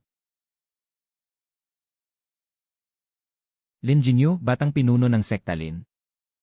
Junior sister, ang kinikita mo sa isang araw ngayon ay mas malaki pa kaysa sa taunang kita ng Kinyon sect. Sabihin hindi ako natutuwa ay peke lang. Noong araw, habang umaasa ako sa tungkod at naglalakad ng bulag sa pamilyang Su. Sa mga mukhang disente na ito, ilan ang umiwas sa akin. Takot na takot silang madumihan ng malas. Ngayon, pumipila sila isa-isa. Bitbit ang mga kayamanan na may pilit na ngiti. Ang tadhana, ganyan talaga. Kung hindi mo ito hawak sa sarili mong kamay, maaari ka lang apakan ng iba. Sino ang mabahong pulubi na yan, lumayo ka nga. Kilala ko ang mukhang yan. Ang pinuno ng Angkansu. Bulag na ang pinuno ng Angkansu. Kasing bulag siya ng dating ako. Puti abong mga mata. Iniunat ang kamay sa dilim. Isang hakbang, isang pagkatisod. Hindi ba yan ang pinuno ng Angkansu? Narinig ko raw na nakipagsabuatan siya sa demon race. Tinanggalan siya ng cultivation. Ipinatapon ng buong angkan. Karma talaga. Sa totoo lang, akala ko ikatutuwa ko ito. May nagsiksik na dati ng bulaklak na milan sa winter coat ko. Binura niya ang pangalan ko sa talaan. Pinabayaan pa niyang itapon ni Shen Fei ang asong pilay sa bakuran ko. Ngayon, bulag siya at namamalimos sa harap ng pinto ko. Napaka-perpektong ikot ng sanhi at bunga. Pero sa puso ko, wala akong naramdaman na ginhawa. Kundi isang klaseng katahimikang hindi maipaliwanag. Matagal na siyang hindi karapat-dapat magdulot sa akin ng kahit anong damdamin. Hindi dahil may demonyong aura siya. Ang lupit ng galaw na yan. Isang inutil. Isang bulag. Isang daga sa kalsada na gustong sigawan at bugbugin ng lahat. Sino ang magtatanggol sa kanya? Sino ang susuri sa kanya ng mabuti? May gumagamit sa kanya na parang pinagmumula ng salot. Ilipat siya sa lugar na pinakamaraming tao. At sa mundo ng mga kultibador, sa lugar na pinakamaraming tao. Iyon ang bungad ng aking sect. Hindi makakalabas ang demonyong aura. Pero ang mga taong naglatag ng pormasyon, huwag ninyong gulatin ang ahas. Sundan niyo pabalik ang hibla ng demonyong aura sa kanya. Hanapin ang pinagmulan nito. Huwag ninyong gagalawin ang kahit ano. Makalipas ang 3 araw. Ang mga sect na ito, araw at gabi, ay humigop ng spiritual energy mula sa mga ugat ng lupa papasok sa pormasyon. Wala silang kaalam-alam na ang sinipsip nila Matagal nang nahaluan ng dahan-dahang lason ang spiritual energy. Malinaw na hindi talaga plano ng lahi ng demonyo ang harapang pagsalakay. Naghihintay lang sila. Naghihintay hanggang mabulok ang lahat ng malalaking pormasyon ng mga sect. Naghihintay hanggang mailatag na ang mga linya sa mga ugat ng milyon-milyon nilang kultibador. Pagdating ng araw na yon, isang meteor lang ang kailangan. Kapag bumagsak ang meteor, ang mga sinulid na inilibing ng hindi nalalaman kung ilang taon, ay sasabog sa gitna ng gabi. Hindi na kailangang magpadala pa ang lahi ng demonyo ng isang sundalo. Kailangan lang nilang kunin ang dumi sa mga ugat ng milyon-milyon nilang kultibador. At sindihan iyon ng sabay-sabay. Sa mga karaniwang araw, ang bawat pulong ay mas mainay pa sa isa. Talagang parang babagsak ang langit. Lahat ay sisiksik sa kanilang mga kabibe. Hindi rin naman sila pwedeng sisihin ng lubusan. Nariyan pa ang lumang paraan ng pagsasanay. Sa harap ng demonyong aura, basang papel lang iyan. Mabubuksan ko ang tarangkahan. Pero kapag bumukas ang pinto, ang papasok ay hindi lang mga api. May ibang motibo rin. Ngayon, lumuluhod sila at nagsusumamo sa akin. Bukas, pag nakabawi na sila, ang una nilang gagawin ay durugin ang sect ko. Ang mga alaga ko, ang hardin ko. Kailangang iligtas. Pero paano ililigtas? Kailangang sumunod sa mga patakaran ko. Ilang tao rito ang noon pa man. Nasa baryo ay tinawag akong bulag na bastardo. Ilang sect ba ang naroon sa Lingxiao Pavilion? Noong binlock nila ang gate ng sect ko, pinanood pa nila ang gulo. Maganda ang memorya ko. Pero hindi ako nandito para maningil ng lumang utang. Ang pag-aayos ng lumang pananagutan bago ang katapusan ng mundo. Iyan ang gawain ng mga kontrabida. Isa lang ang gagawin ko, magtatakda ako ng mga alituntunin. Kung gusto ninyong pumasok, pwede. 3 alituntunin. Ang unang papasok sa hardin ay kailangang manumpa sa langit. Na hindi niya imbutin ang kahit isang damo o puno sa Beast Garden. Isang hayop, isang pormasyon. Ikalawa, mula ngayon, ang lahat ng sect ay aalisin ang lahat ng alipin at kontrata sa mga hayop. Ang batas ng pakikipamuhay ng Lingxiao Garden ang ituturing na 3 pinakamataas na batas. Pagkapasok niyo, susunod kayo sa atas. Kayang lumaban. Kayang magbuo ng pormasyon. Kayang magluto. Hindi ako nag-iingat ng pabigat dito. Ako, Lingyun Sanshen, ay taimtim na nanunumpa. Nanunumpa ako. Talagang dapat lang mamatay. Ginagamit lang iyan bilang panggatong. Pero sa laban na ito, kailangan munang luminaw ang paningin natin. Lusob. Ang mga naglagay ng mga bulaklak ng plum sa winter coat ko. Sa huli, ni isang huling salita ay wala silang naiwan. Akala ko may masasabi ako. Ang nangyari, nakatayo lang ako at pinanood ang mga munting liwanag na lumipad palayo. Iyan ang landas na pinili niya. Hanggang dulo na. Ineng, gaano karami ba ang naitatago mong yaman? Isang araw lang, nilipol ang 10,000 aliping demonyo. 0 ang bawas sa haba ng buhay. Sobrang dali. Hindi malaman kung ilang taon nang nagkukubli sa ilalim ng lupa ang lahi ng demonyo. Naglatag sila ng napakalaking plano. Pero sa unang galaw pa lang, grupo na agad ng pambala sa kanyon ang ipinadala. Mali ang diskarte. Hindi panlusob ang bugso ng mga aliping demonyo na ito, paniktik ito. Sinusubok nila ang limitasyon ng aking pormasyon. Sinusuri nila ang pinakasentro ng aking kumpol ng mga hayop. Ang tunay na malaking isda ay nakabantay pa rin sa ilalim ng tubig sa akin. Dahil gusto mong makita. Ipapakita ko sa'yo. Sa susunod na 3 araw. Ibaba ng 30% ang takbo ng malaking pormasyon. Kinlong, pigilan mo ang aura mo. Magkunwaring nasugatan ang pinagmulan mo. Bukasan, kapag nag-ikot si Baihu sa bundok. Lakad mo na parang pilay. Engan. Kung magaling kang umarte, dagdagan pa kita ng 3 araw na inihaw na espiritong isda. Ubo-ubo.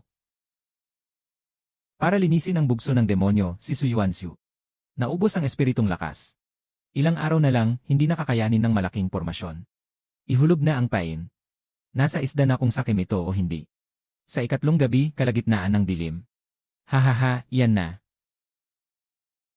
Akala ko pa naman may lumitaw na kakaibang tao sa lahi ng mga tao. Ang totoo, isa ka lang palang batang babae na ubos na ang lakas. Sirain ang pormasyon na ito. Sa napakagandang lupain na ito. Ito ang unang tulay ng lahi ng demonyo sa paglusob. Sinasabi nilang walang kapantay sa mundo ng kultibasyon. Pero tingnan mo muna ang nasa ilalim ng paa mo. Ay, gumana.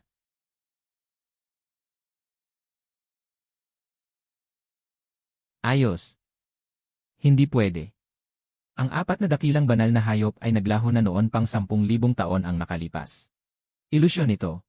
Sigurado, ilusyon ito. Matagal ko nang hinihintay ang sandaling ito. Mula noong gabing iyon sa Luanzanggang. Apat na maliliit na kasama ang laging nagtatago at tumatakas kasama ko. Nagpanggap na karaniwang hayop at mababang antas na alagang espiritu. Nagpanggap ding bantay na aso. Tiniis nila ang hirap sa buong daan. Ngayon, hindi na tayo magpapanggap, mga bata. Tanggalin na ang huling selyo.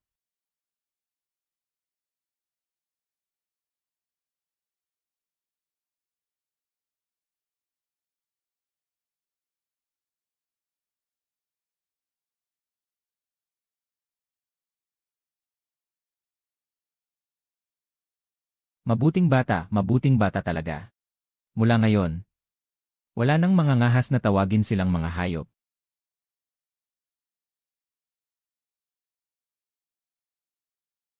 Hindi iyon aftershock. Iyon ay mula sa napakalalim na kailaliman sa ilalim ng lupa.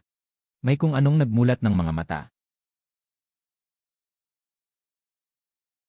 Nagsimulang dumugo ang mga ugat ng lupa sa mundo ng kultibasyon. Inay, iyon ang Jade Talisman. Hindi mababasag ng lahi ng demonyo ang Lingshu Garden. Kaya sinadya nilang dumisan ang buong pinagmumula ng espiritong Ki sa mundo ng kultibasyon. Ang lupit ng taktika mo, tanggal pugon muna. Kung hindi niyo ako matalo, susunugin niyo ang lahat ng imbaka ng butil. Sa bagay, hindi naman kailangan ng lahi ng demonyo ang espiritong Ki. Agad akong magpapadala ng mensahe sa lahat ng malalaking sekta. Hahatiin ko ang paraan ng paglilinis ng mga ugat ng lupa sa mga diagram. At ipapamahagi ko ng libre. Akala ko pa naman nasa gitna tayo ng malaking sakuna. Dapat kahit minsan magkaisa ang mga tao. Muli na naman akong nag-overestimate sa tao. Junior Sister, ang Chansun Sect at Chishu Sect. May 3 pang sekta. Nakipag-ugnayan na sila sa lahi ng demonyo.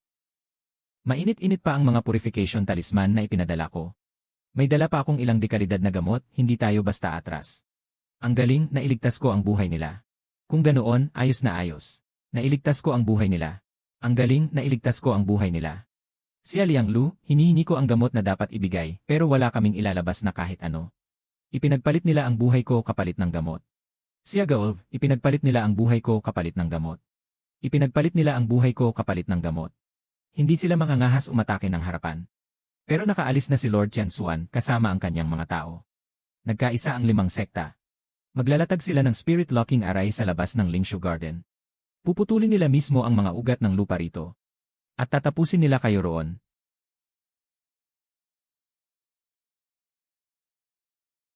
Katarungan ng langit.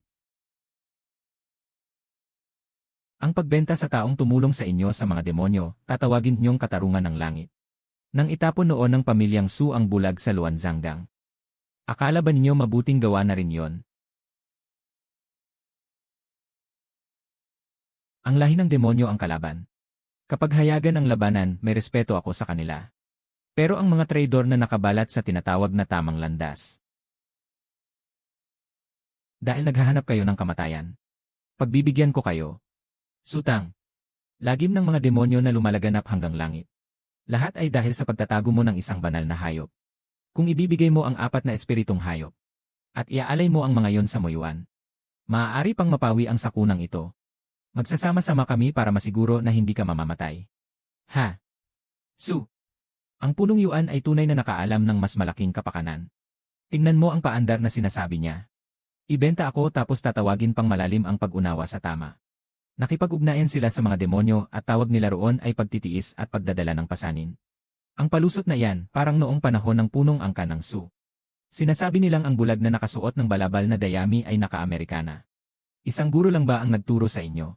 Punong Sek, 3 araw na ang nakalipas nang tanggapin mo ako at ang aking tala ng pag-angat. Ang salitang salamat ay isinulat mo sa isang buong jade slip. Ang mga gumagawa ng malalaking bagay, hindi nakatali sa mumunting detalye. Naputol na ni Sutang ang spirit-locking array at ang mga ugat ng lupa mo. Ikukulong ka nito hanggang mamatay, kaya magpakabait ka na. Xuanwu. Hindi man lang nagpakita si Xuanwu. Saglit lang siyang bumulong sa mga ugat ng lupa.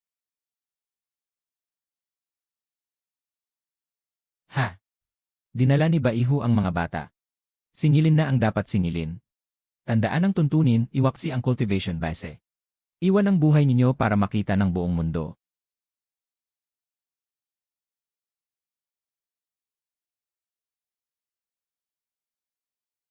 Hindi ko kailangan na mahalin nila ako. Kailangan ko lang natandaan nila kung ano ang kapalaran ng mga gustong magbenta sa akin. Nagsumite na ng mga sulat ng pagsuko ang mga sekta. Pero ang itim na tubig sa mga ugat ng lupa ay patuloy pang tumataas. Ang purification chart ay pansamantalang lunas lang. Ang lason ay umahon mula sa pinakaugat ng muyuan. Sabihan ng mga bata na mag-impake. Sa pagkakataong ito, hindi na tayo magbabantay. Baba tayo at gigibain natin ang kanyang lungga. Pansamantalang pagbabantayan ni Lin Qinghan at Xuan Jezi ang Four Symbols Great Array. Sabihin hindi ako natatakot ay kasinungalingan. Pero ang lason sa mga ugat ng lupa ay pataas ng pataas araw-araw. Kapag lumaganap na ito sa buong Juzhou, wala nang kakailanganing matakot pa. Dahil wala nang mabubuhay pa. Tara!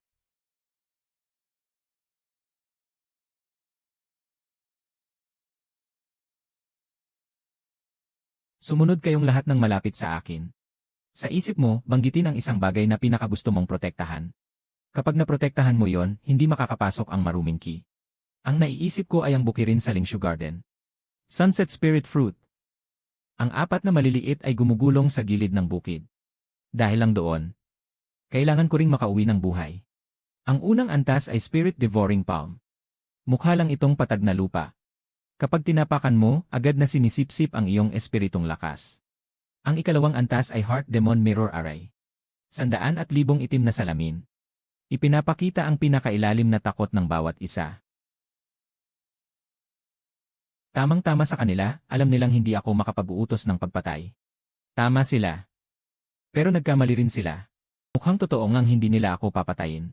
Ako na lang ang magpupurify sa kanila. Gamitin ang espiritong hayop bilang panangga. Salamat ha, tinulungan mo pa akong magpadala ng tropa. Inay, makinig po kayo. Tok-tok. Mabagal, mahinahon at napakalawak ang ritmo nito. Parang ang buong muyuan ay tumubo sa paligid nito. Kumakain ito. Nagigising ito. Sa wakas, matapos ang napakatagal na panahon, may buhay na nilalang ding nakarating sa harap ko. Aba. Mga general ng demonyo lang din yan, empleyado lang. Siya ang tunay na boss. Ang sinaunang nilalang na natulog ng 10,000 taon. Ang lasong jade na anting-anting ng alon ng demonyo mula sa dugo ni Muzon. Lahat iyan ay handa para sa kanyang pagbabalik ng kaluluwa. Ipinagkanulo ka ng lahi ng tao. Tinalikuran ka ng banal na landas. Sumama ka sa akin at pumasok sa landas ng demonyo. Pagkatapos mong mapunta sa Demon Realm, higit sa lahat ng nilalang, ang nais mong protektahan. Ako na ang magbabantay para sa iyo. Ang nais mong ipaghiganti. Ako ang maghihiganti para sa iyo. Pinapaasa mo ako ng pangakong hangin. Ang boss ko noon ang laging nagbibigay ng ganyang pangako sa akin. Tiyaga ka lang ng 3 taon at ma-promote ka na. Naniwala ako, tumagal ako, at nauwi ako sa in. Sa buhay na ito, akalain mo pa ring maluloko mo ako sa linyang iyan. Lene. Muzon. May nakamamatay na problema ang pangakong iyan mo. Kung gusto kong protektahan ang sarili ko, kaya ko. Kung gusto kong yakapin, matagal ko na yung nayakap. At tungkol sa pagiging higit sa lahat ng nilalang. Magtatanim ako sa bukid ko. At aalagaan ko ang mga alaga ko. Wala naman talagang makakapangasiwa sa akin. Ang maibibigay mo sa akin. Meron na ako ng lahat. Ang gusto mong kunin. Iyon ang buo kong mundo. Ang maibibigay mo sa akin. Meron na ako ng lahat. Ang gusto mong kunin. Iyon ang buo kong mundo. At sa galing mo pang makipagkwentuhan. Hindi ako nagpapahinga. Iyan ang pagkain niya para magising. Siklab ng pulang ibon. Ay. Sinasabi mong mangangahas ka. Mangahas ako. Langgam. Ginagalit mo ako. Ay. Ito ang agwat ng lakas na umabot ng 10,000 taon. Ang pilit na pakikipagsabayan ay parang pagbangga ng itlog sa bundok. Mga bata, bumalik sa pwesto ninyo. Ako ang magsisilbing panimula ng pormasyon. 4 na simbolong panselyo sa langit. Sinauna. Zixiao. Huli na ang pagkilala mo. Noong ang apat na batang ito ay muntik nang mamatay sa Luanzanggang. Hindi naman kayo nagpakita ng awa, mga demonyo. Ang utang na ito ngayon, kasama ang tubo at interes. Inay. Kapit lang, kailan pa ba tayo limang ito natalo? Kung gayon, ayaw ko na sa 10,000 taong pundasyon ng Dao na ito.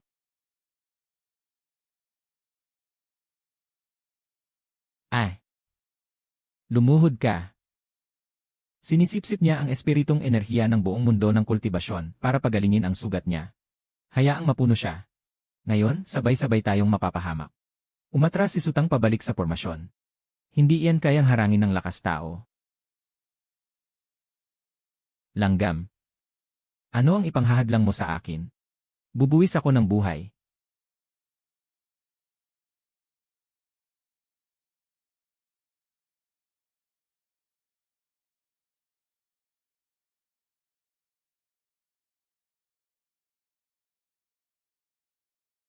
Masakit, sobra.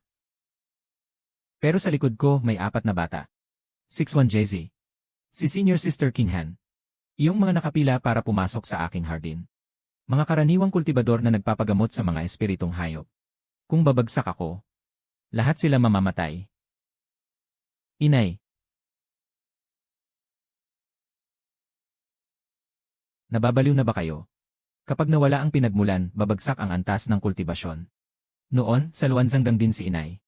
Hindi man lang tinimbang kung sulit ba kaming iligtas. Hahaha. Sa isang espada lang. Kahit wasak na ang katawang ito ng venerable na ito, kaya ko pa ring ubusin ka sa pagod hanggang mamatay ka. Hahaha, totoo ang sinasabi niya. Kahit napakalakas pa ng 4 na pinagmulan ng lakas sa loob ko.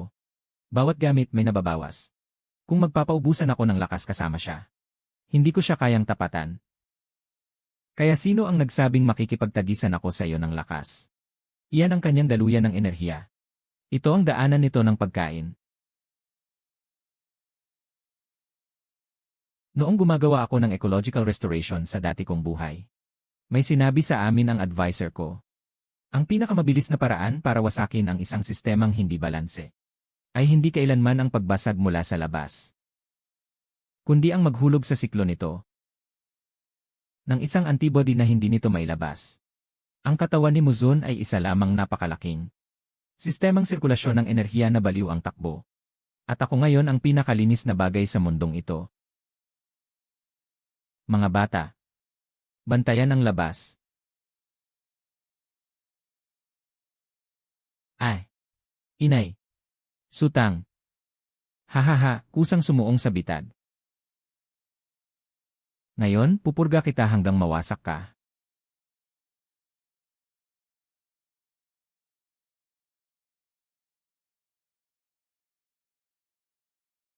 Nauunawaan mo ba? Ang kasakiman mo ang naging libre kong sakay.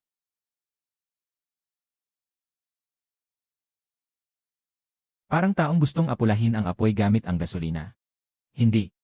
Ang demonic ki ko ay nagiging spiritual na ki. Ay! Natagpuan na kita. Mga bata, sa huling pagkakataon, sundin niyo ang utos ni Inay. Habang nagsasanib ang pinagmulan, mas tumataas ang King Q constant. Sutang. Sa pangalan ng 10,000 hayop, ipapadaanan kita sa huling landas mo. Ay!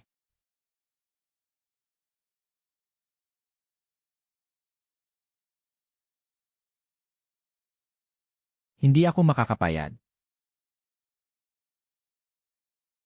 Iyan marahil ang pinakamataas na anyo ng ecological cycle. Inay. Umuwi na tayo.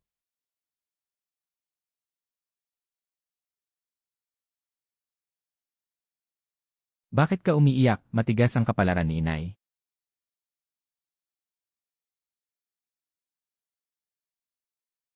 Malugod naming sinalubong si Suyuan. Suyuan, ito ang kayamanang tagapagbantay ng aming Lingxiao Pavilion, ang Juxiao Spirit Maro. Iniaalay ko ito sa inyo. Ang katas ng espiritu ng Siyam na Langit. Iniaalay sa inyo. Pakiusap, patawarin po sana ninyo ang aming pavilion sa dating kasalanan nito. Noong ang mga tauhan nila ay pumarito at marahas na agawin ang aking hardin. Hindi ko naman kayo nakitang ganito kagalang. Tanggapin ang mga kayamanan. Ipasok sa pampublikong imbakan ng Lingshu Garden. Para gamitin sa paghilom ng mga sugatang espiritong hayop matapos ang labanan. Tungkol sa kapatawaran. Depende kung paano natin kukwentahin ang mga kasalanan. Digmaan laban sa alon ng mga demonyo. Sino ang nagmatigas hanggang dulo? Sino ang tumalikod at tumakas? Sino ang palihim na nakipagsabuatan sa lahi ng mga demonyo? Bawat isang espiritong ibon sa aking hardin. Bawat isang espiritong hayop. Ay nakakita ng lahat. Sa mga taksil na kumampi sa kaaway, alisin ang dating kasuotan. At mawala na rin ang anino ng kapwa-disipulo. Mga lihim na pagtatagpo kasama ang mga alipin ng demonyo sa kalaliman ng gabi. Magkakaroon ng sabayang pagdinig ang lahat ng sekta. At hahatulan ayon sa mga alituntunin. Tumakas sa gitna ng labanan. Patawan ng multa at kumpiskahin ang 30% ng kristal sa mina. Gawing pondo para sa muling pagtatayo. Ang mga namatay sa matinding labanan ay may dobleng tulong pinansyal. Ang kanilang sekta ang uunahin sa mga pwesto para sa pagpapagaling sa Lingshu Garden. Yung minsang nagtapon sa akin sa Luanzanggang. Isang mundong ni hindi pinapansin ng kahit sino. Ngayon, ang isang salita ko ay batas na. Sitang ang pinananabikan at inaasahan ng lahat. Handa na ang bawat sekta ng gintong tatak ng pangkalahatang pinuno. Ngayon ay kukoronahan ka na namin. Hindi na kailangan ang koronasyon. Pero ayon sa mga patakaran, may ilang tuntunin pa akong itatakda. Hindi ako magiging pinuno ng alyansa. Pero ako ang magtatakda ng mga patakaran. Bilang pangkalahatang pinuno, araw-araw na pulong at pag-apruba ng mga dokumento. At ayusin ang mga alita ng sekta ninyong mga matatanda. Hindi pa ba sapat ang overtime ko sa dati kong buhay? Ang ganitong biyaya. Kung sino ang gustong mag-cultivate, siya na. Unang tuntunin ng bagong batas ng sekta. Abolihin ang lahat ng kontrata ng pagkaalipin. Lahat ng tatak ng kaluluwa, kamalayan, at dugong sumpa na ipinataw. Mula ngayon, ganap na itong sisirain. Sino mang nakipagkontrata sa espiritong hayop, dapat kapwa-kusang loob. Ang lalabag sa kasunduang pantay na pamumuhay. Mananagot hanggang dulo sa Lingshu Garden. Ang paraan ni Garden Lord Su sa pag-aalaga ng espiritong hayop ay naipapasa na sa loob ng 10,000 taon. Noon pa man, tao ang Panginoon at hayop ang utusan. Hindi ba nito binabaligtad ang lahat ng kaayusan? Ang kaayusan. Kayo mismo ang dahil kung bakit ginagawang panghalili at pinapalo ang mga espiritong hayop. Kaya napipilitan silang gumanti sa pamamagitan ng demonyong enerhiya. Dinala ninyo ang isang lumang landas na 1,000 taon ng tinatahak hanggang sa dulo ng muyuan. Ang landas na ito, isinasara ko ngayon. Dahil sa inyong mga patakaran, napuno ng mga halimaw ang bakuran ng pamilya Su. At hinati ng alon ng mga demonyo ang kalahati ng mundo ng kultibasyon. Ang 1,000 taong lumang landas ay patungo sa muyuan. Ang landas na ito, isinasara ko ngayon. Ikalawang tuntunin, mahigpit na bawal ang labis na pagsasamantala sa ugat ng lupa. Huwag ubusin ang pinagmumulan para lang makahuli. Ang pagmimina ng espiritong mineral. Dapat magiwa ng 30% para alagaan ang ugat ng lupa. Sa pangangaso ng hayop, iwasan ang mga anak at ang panahon ng pagpaparami. Magbubukas ang Lingshu Garden ng 100 pwesto. Kapalit ng merito. Ang ugat ng lupa ang pinagmulan. Kapag bulok ang ugat, anong klaseng pagkadiyos ang sinusundan nyo? Libingan ang sinusunod ninyo. Ikatlong tuntunin, magbubukas ang Lingshu Garden ng mga pwesto para sa pagpapagaling ng mga nakipagkontratang espiritong hayop. Bawat sekta ay makakakuha nito kapalit ng merito. Walang daya sa bata man o matanda. Sino mang umaapi sa espiritong hayop o palihim na gumagawa ng pang-aalipin. Sa aking hardin, may 30,000 espiritong hayop.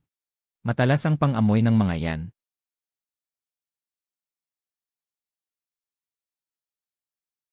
Sa totoo lang, hindi ko inaasahang biglang magkakaroon ng konsensya ang grupong ito sa isang gabi. Kung maitatayo ang mga patakaran, hindi kailanman sa pamamagitan ng damdamin, kundi dahil makita nila mismo. Masulit sundin ang mga patakaran kaysa sirain ang mga ito. Hanapin ang pakinabang at iwasan ang pinsala. Pinakamatalino sa lahat ang mga kultibador. Ang hayop na pinalaki sa pagkaalipin ay babalik at kakagat sa amo. Samantalang ang hayop na pinalaki sa pagtutulungan ay kayang humarang sa alon ng mga demonyo. Hanapin ang pakinabang at iwasan ang pinsala. Pinakamatalino sa lahat ang mga kultibador. Ang inaaliping espiritong hayop ay babalik at aatake sa may-ari. Samantalang ang espiritong hayop na pinalaki sa pagtutulungan ay magpoprotekta sa amo nito kapag dumating ang alon ng mga demonyo. Handang manguna ang Lingxiao Pavilion bilang huwaran. Sa pagbabalik sa sekta ngayon, agad nasisirain ang lahat ng panggapos sa hayop. Tingnan mo, mas mataas ang kamalayan ng mga nakatikim na ng palo.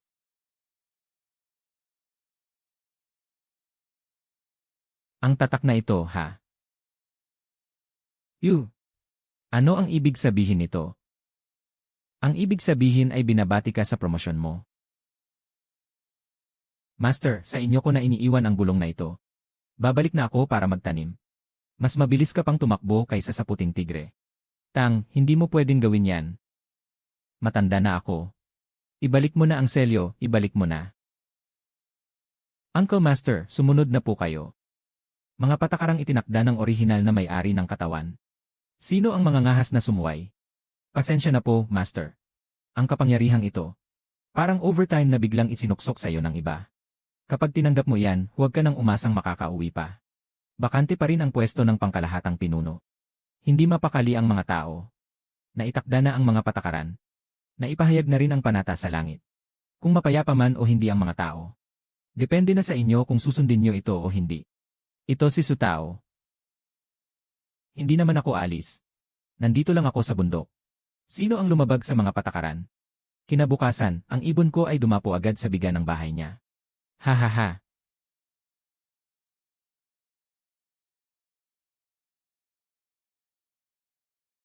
Ano ba ang ginagawa ninyo? Sobrang halata ang ibig sabihin. Ang malaking anyo ay mas malakas kumonsumo ng espiritong lakas. Ang maliit na anyo ay mas tipid sa pagkain. Pwede pa siyang kargahin sa bisig. Sige na nga. Pati ang banal na hayop na nagligtas na sa mundo ay may karapatan ding magpakawalang silbi. Sutang. Ha? Una. Yung Lingshu Garden sa kailaliman ng Yonshu Mountain Range. Kapag walang paanyaya, bawal lumapit. Ikalawa, kahit magutom ka hanggang mamatay. Bawal ka pa ring magnakaw ng gulay sa hardin. Ikatlo, yung munting asong nasa may gate, kapag nakita ka ay dapat bumati. Bumati ka sa aso. Hindi iyon aso. 3 taon na ang nakalipas, sa gitna ng Demon Tide. Isang hampas lang ng paa ng White Tiger Divine Beast ang nakadurog sa magic treasure ng Demonic General. Alam mo ba, iyon lang iyon. Karaniwan, lumiliit lang ito na parang munting tuta at nagbibilad sa araw. Noong nakaraang taon, may isang solitary cultivator sa Luoxia Gorge na hindi naniwala sa malas. Tumalon siya sa pader para magnakaw ng 2 espiritong labanos. Tapos kinagat siya. Wala. Kinabukasan.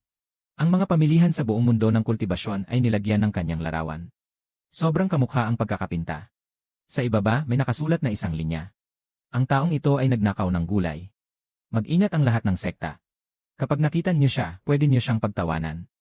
Ay, nakatalukbong pa rin ang mukha niya kapag lumalabas ngayon. Mas malala pa ito kaysa sa isang kagat. Nang maglaon ko lang unti-unting nalaman nitong 3 taon. Ang mundo ng kultibasyon ay nagbago na kahit ang matatandang kultibador ay hindi na ito makilala. Hindi na makita sa mga pamilihan ang mga singsing na pangkontrol sa hayop. Ang ibinibenta ay pagkain ng espiritong hayop at mga jade na gamit. Mahaba na parang dragon ang pila sa harap ng beast taming platform. Pati ang nilalaman ng pagsusuri ay naging iba na. Gusto mo bang sumama sa kanya?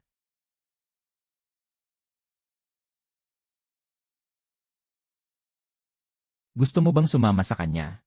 Ang linya ng beast taming ay naging pinakasikat na landas. Ang unang tanong sa pagsusuri ay kung gusto bang sumama sa iyo ang hayop. Nagbukas ang mga likod bundok ng bawat sekta ng mga silungan para sa mga alagang espiritong hayop. Hindi naman lahat iyan ay dahil sa kabaitan. Ang pangunahing dahilan ay taon-taon may ranking ang Lingshu Garden para sa mabuting pagtrato. Ang mga sekta na mapapabilang sa listahan ay mauunang makakuha ng pwesto para sa paggaling. Kaya nitong huli, ang mga kultibador ng bawat sekta ay parang dinapuan ng matinding sigla. Takot na takot silang mahuli ng ilang bantay na ito sa kahinaan. Ang mga mababagsak sa listahan ay paparusahan ng ibon ni Su Yuanzhu. Nasa harap ng lahat ay dadapo sa biga ng bahay at tititig ng 3 araw. Nakakahiya ng sobra. Pagkatapos noon, dahil nailigtas ko ang isang agilang na balian ng paa, talagang nakatanggap ako ng imbitasyon para makapasok sa Lingshu Garden. Pumunta ako sa bundok ng nanginginig. Akala ko may makikita akong maringal na banal na lugar. Nandito na. Dinala na ba ni Ruyin? Ilagay mo sa kubol sa tabi. Babantayan ito ng Xuanwu. Pinag-initan ni Wei Shi. Mananatili ka ba para kumain? Nilaga ngayon ang espiritong kabute. Sinasabi ng lahat na kayo po ang pinakamalakas na tao sa mundo ng kultibasyon. Bakit po kayo narito sa ganitong lugar? Ang tunay na lakas ay yung walang nangangahas mang-api sa'yo. Ang pagtatanim ay para komportable ang sariling buhay. Hindi magkasalungat ang dalawang ito. Bigla kong naunawaan. Bakit takot pero magalang pa rin ang mga senior brother? Hindi iyon takot. Iyon ay isang banal na lugar na nasa puso ng lahat.